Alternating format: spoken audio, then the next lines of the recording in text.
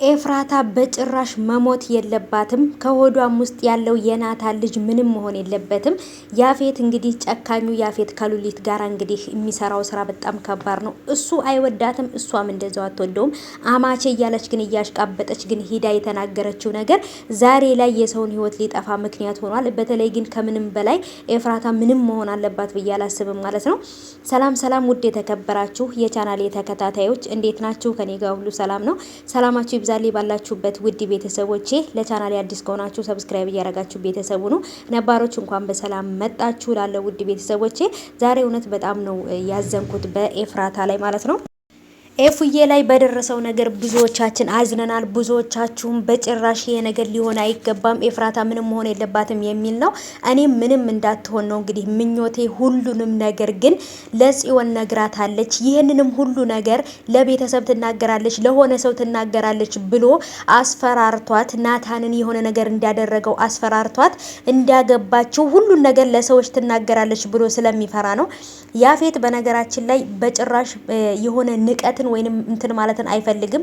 አሸናፊነትን ብቻ ነው እንጂ መሸነፍን አይፈልግም። ስለዚህ ኤፍራታን እኔ ፈልጌው ወድጀው አፍቅሬው ነው እማገባው ብላ እንድታሳምናቸው ያደረገው ፈልጋው እንዳገባችው እንጂ አስገድዷት እንዳገባችው ማንም ሰው እንዳስብበት ስለማይፈልግ ነው ማለት ነው።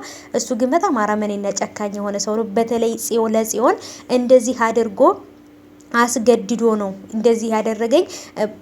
አሽሽ ነገር አስጠቀሞት ናታን ሰው እንዲገድል ካደረገው በኋላ ያንን ቪዲዮ እንትን ብሎት እገለዋለሁ፣ አስገድለዋለሁ፣ አሳስረዋለሁ ያላላት ነገር የለም። መጨረሻ ላይ ግን ደግሞ ገነት እናቷ እንደሆነችና ወንድሟም ደግሞ ያንኛውም ልጅ ደግሞ የገነትም ልጅ ወንድሟ እንደሆነ እየተናገሩ ናታንና ገነት ሳሎን ቤት ቁጭ ብሎ ሲያወሩ ሰምታ ነበር። ወታ ሩጣ የሄደችው በዛ ምክንያት ነበር ያፌት እጅ የገባችው ታስታውሱ ከሆነ።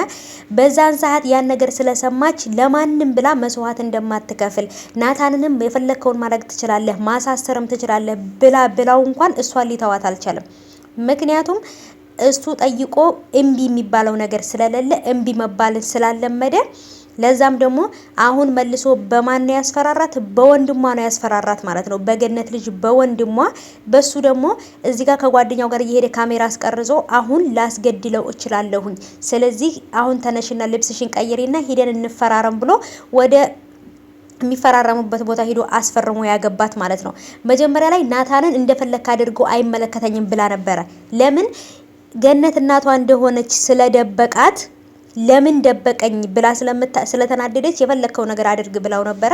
በጣም ከባድ ደግሞ ድጋሚ በወንድሟ መጥቶ ወንድሟ እንደሆነ አሁን ነው የምታውቀው። ግን በሱ ደግሞ እገለዋለሁኝ አስገድለዋለሁኝ ብሎ ስላት ነው ድጋሚ እንግዲህ እሺ ብላ ደግሞ የገባችው። እሷን ያላስፈራራበት ሰው የለም ማለት ነውና በጣም ከባድ ነው። ይሄ ያጨካኙ ያፌት እንግዲህ በህይወቱ በጣም ብዙ ከባድ ነገሮችን እያደረገ ነው። በተለይ ለወደፊት የሚያስከፍለው መስዋዕትነት ይሄ ነው የሚባል አይደለም። ምክንያቱም የሰው ልጅ ዋጋ ያለውን የሰው ልጅ ነው መከራ እያበላ ያለው እየገደለ ያለውና አሁን ላይ ጽዮን ማስታወስ መቻሏ ሁሉን ነገር ለሱ በተለይ በጣም አደጋ ነው ለያፌት ማለት ነው። ምክንያቱም ጽዮን ይሄን ነገር ስላወቀች ምን ልታደርግበት እንደምትችል አታውቅም። ይሄን የተናገረችው ለማንም አይደለም ኤፍራታ ብቻ ነው የነገረቻት። ኤፍራታም ደግሞ የምታውቀውን ነገርና እንዳስፈራራት ለናታን ብላ እንዳገባችውም ለጽዮን ብቻ ነው የተናገረችው። ሚስጥረኞቹ እነሱ ሁለቱ ብቻ ናቸው የሚያውቁት ይሄንን ሁሉ ነገር ማለት ነው። ናታን ይሄን ሁሉ ነገር ካወቀ ቀጥታ ሂዶ እጁን ለፖሊስ እንደሚሰጥ ወይም ለህግ እንደሚሰጥ ታውቃለች። ግን ደግሞ ናታን ያፌትን ግን ፍታኝ ብትለው አይፈታትም። ህይወቷን ሲኦል ነው የሚያደርግባት። መጀመሪያ ላይ እስከምታገባውና ወረቀቱን እስከምትፈርምለት ድረስ በጸባይ ነበር ሲይዛት የነበረው። አሁን ከፈረመችና ካገባት በኋላ ግን ልብሴን ላመጣ ነው እቃዬን ላመጣ ነው ወደ ቤት ሄድኩ ስትለው ትናንትና ያልተቀበልሽውን ቀለበት ለመቀበል ነው እንጂ በጭራሽ እቃ ልታመጭ አይደለም ብሎ ነበር ያነቃት ማለት ነው።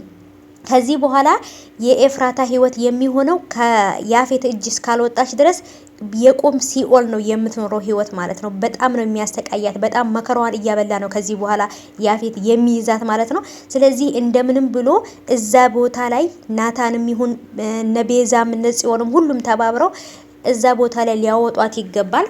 አሁን ግን ትሞታለች ወይንስ ደግሞ ከሆዷ ያለው ልጅ ይሞታል ወይንም ደግሞ ስላነቃት ፌንት ስለነቀለች ዶክተር አምጥቶ ያሳያትና እርጉዝ እንደሆነች ይነገራቸዋል። ይሄን እርግዝናውን ሲሰማ ደግሞ ወር ከምናምን ሊሆኑ ይችላል አላቅም ብቻ ግን ይሄ ልጁ የማን ነው የሚል ገና ሌላ ጥያቄ ይመጣባታል ብዬ አስባለሁ። እናንተስ ምን ትላላችሁ?